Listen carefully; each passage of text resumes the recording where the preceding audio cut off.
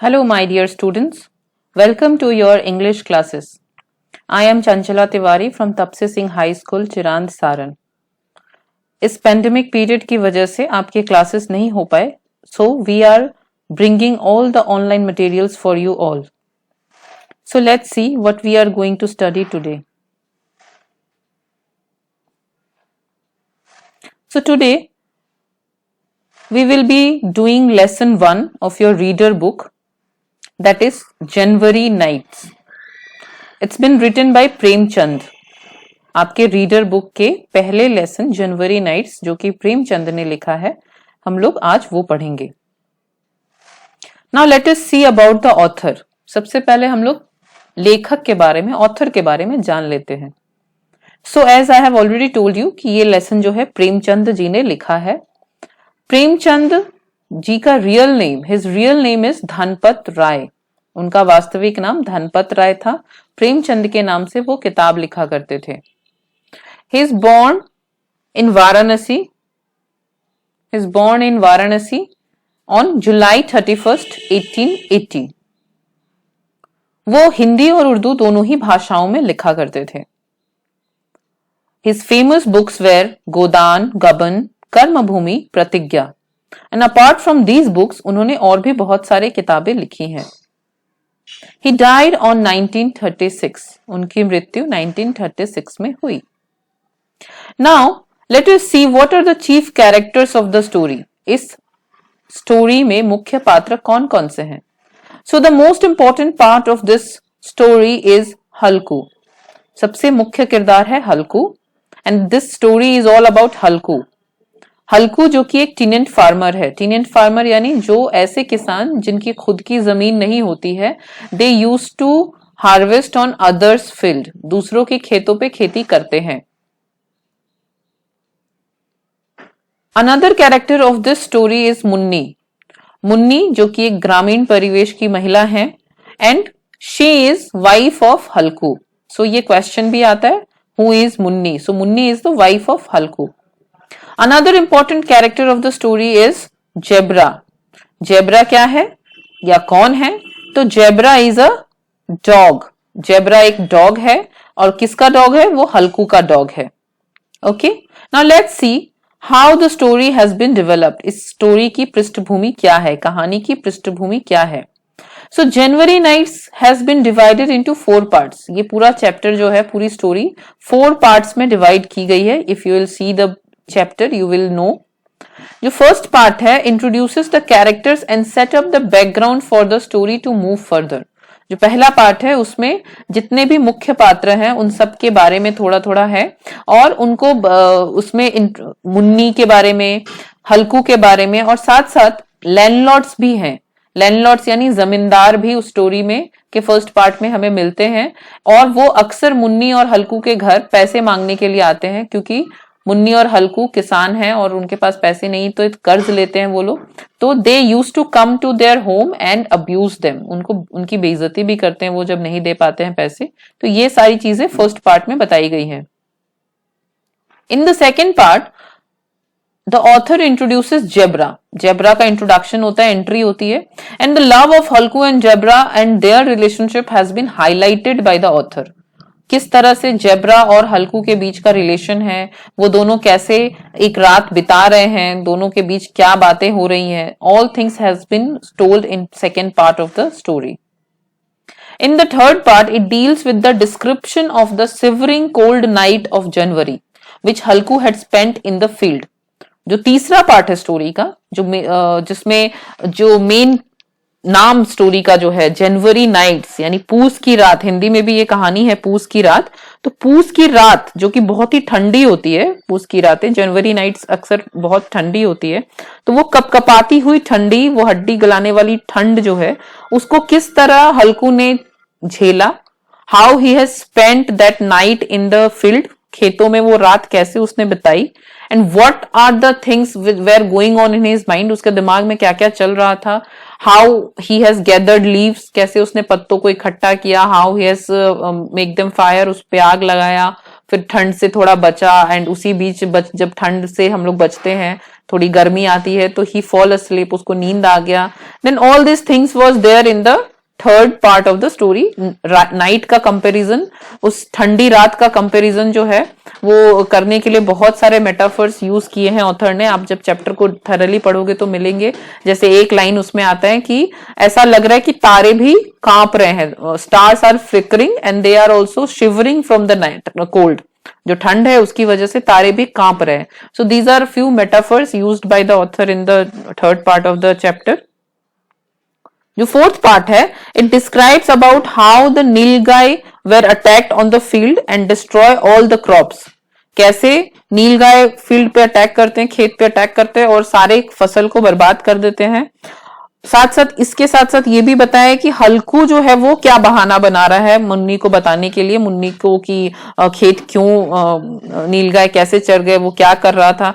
So he is conspiring a story and telling a false story to his wife about the ruined field. जो field बर्बाद हो चुका है, नष्ट हो चुका है खेत, उसको वो बर्बादी के पीछे उसने अपना कारण छुपा लिया कि नील में सो गया और इस वजह से नीलगाय चढ़ते रहे खेतों को और मुझे पता नहीं चला. या डॉग जो है, जो जेब्रा था, वो चिल्लाता रहा, भौंकता रहा, but he was not ready to come out from his own lap. उसके पास जो एक फटा हुआ कंबल था उससे वो बाहर नहीं आना चाहता था और that's why the nilgai has ruined all the field. So this he don't want to disclose. वो ये बताना नहीं चाहता था बिकॉज उसकी वाइफ डांटती कि तुम खेत में रात बिता रहे हो ठंड में और खेत की रक्षा नहीं कर रहे हो तो क्या करो. तो that's why he has told a false story. उसने एक झूठी कहानी बताई कि मेरे पेट में दर्द था and that's why I was not able to take care of the field.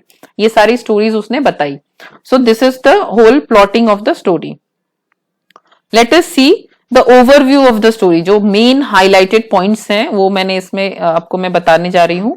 इसमें आपको डिटेल जो पता चलेगा कि ये जो स्टोरी है, this story depicts the situation of टीनेंट farmers of village during the British period. British period के समय जो टीनेंट फार्मर्स थे, जो खेती करते थे, जिनका खुद का खेत नहीं होता था, उनकी क्या स्थिति थी गांव में, उसके बारे में ये स्टोरी बहुत ही अच्छे से बताती है. साथ साथ the chief character Halku was in डेप्ट. डेप्ट यानी कर्ज होता है, तो हल्कू बहुत कर्ज में रहता था और जिसकी वजह से he is not able to buy blanket. वो एक कंबल तक नहीं खरीद पाता था. Munni, wife of Halku, wanted him to earn more so that they can have all the needful things. जैसा कि हर कोई चाहता है कि वो इतना कमाए कि उनको किसी चीज की परेशानी नहीं हो, उसी तरह से मुन्नी ऑल्सो वांटेड, मुन्नी भी चाहती थी कि हल्कू इतना कमाए कि उन्हें किसी भी चीज की जरूरत महसूस ना हो. Both of them were annoyed with the landlords who used to come and abuse them for not repaying the debt. जो डेट था उनका, जो कर्ज थी, वो नहीं चुकाने की वजह से लैंडलॉर्ड्स अक्सर उनके घर आते थे and they used to abuse. Abuse यानी होती है गंदी बातें करना, गाली देना.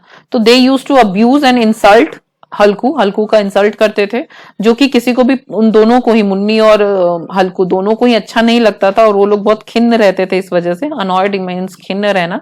तो वो खिन्न रहते थे और क्योंकि वो कर्ज नहीं दे पा रहे थे तो उन्हें सुनना भी पड़ता था.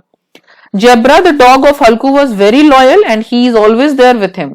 जेब्रा उनका कुत्ता था जो कि बहुत ही वफादार था और हमेशा उनके साथ रहता था. Most part of the story describes about the cold, dark and shivering night of January month which Halku has spent in the field without any blanket. जो स्टोरी का मेन पार्ट है वो उस रात के बारे में है, जो पूस की रात है, जो एक रात की घटना की कितना ठंडा था वो रात और उस ठंडी रात में कैसे हल्कू ने उस रात को बिताया. How he has cope up with that cold, how he has struggled, किस तरह उसने संघर्ष किया उस रात को बिताने में और बिना ब्लैंकेट के, वो भी बिना किसी कंबल के, कैसे बिताया, वही मेन पार्ट है स्टोरी का. The attack of Nilgai at the field and ruined crops are the difficulties which Halku and Munni has to face. और ये एक छोटा सा एग्जाम्पल लिया है ऑथर ने, प्रेमचंद जी ने लिया है कि कैसे नीलगाय भी एक प्रॉब्लम था उस टाइम पे और अभी भी है अगर जहां भी होते हैं. तो ये खेत को कैसे बर्बाद किया जिसकी वजह से वो उतना अर्न नहीं कर पाते थे और उनको बहुत सारी मुसीबतों का सामना करना पड़ता था. Munni wanted Halku to leave the tenant farming and start working as a labor so that he can at least earn something for them too. Munni चाहती थी कि हल्कू जो है वो टीनेंट फार्मिंग छोड़ दे, दूसरे के खेतों पे खेती करना छोड़ दे और कोई लेबर का काम कर ले, मजदूरी कर ले। आपको भी पता होगा, जैसे अगर आप गांव से जुड़े हैं तो जो टीनेंट फार्मर्स होते हैं जो दूसरों के खेतों पे खेती करते हैं, वो एक हिस्सा अनाज अपने पास रखते हैं और बाकी के हिस्सा जो है वो अपने जिसका खेत होता है उसको दे देते हैं। तो ये उनके लिए वो मतलब बहुत ही कम पड़ता है, अगर फसल बर्बाद होती है तो उसकी जिम्मेदारी भी उन्हीं की होती है। So they face lot of difficulties, और उस टाइम पे ब्रिटिश पीरियड में तो और भी ज्यादा प्रॉब्लमेटिक था ये सारा situation. So that's why Munni एक सजेशन दे रही है कि आप ये खेती जो कर रहे हो इससे कुछ फायदा नहीं हो रहा है, we are always in debt, हम हमेशा कर्ज में रहते हैं।